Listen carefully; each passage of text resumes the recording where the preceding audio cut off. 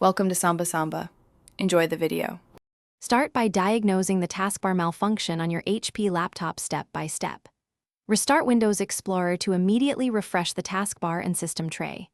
Open Task Manager, choose More Details, find Windows Explorer, and click Restart.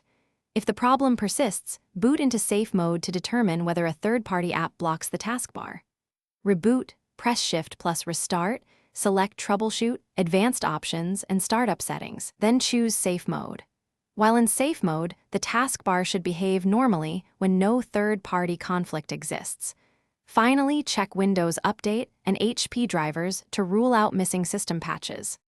Execute the reliable fix using Elevated PowerShell to re-register taskbar components.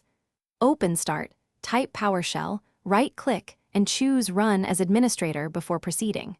Run the re-register commands for Shell Experience Host, Start Menu Experience Host, and all taskbar app packages exactly as shown. After re-registration, install the latest Windows 10 or 11 cumulative update and HP chipset driver from Windows Update or HP Support Assistant. If re-registering and updates still fail, create a new local user profile and sign in to test whether a corrupted profile caused the issue. When the fix completes, perform recovery and prevention to avoid repeat problems. If the problem started recently, use a system restore point to roll back changes without losing personal files.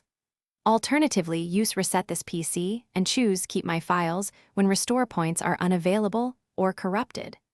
Disable recently installed apps and check for third-party shell extensions with auto runs to remove conflicts. Enable automatic Windows updates and run disk cleanup monthly to keep system files healthy and free up space for stable taskbar operation.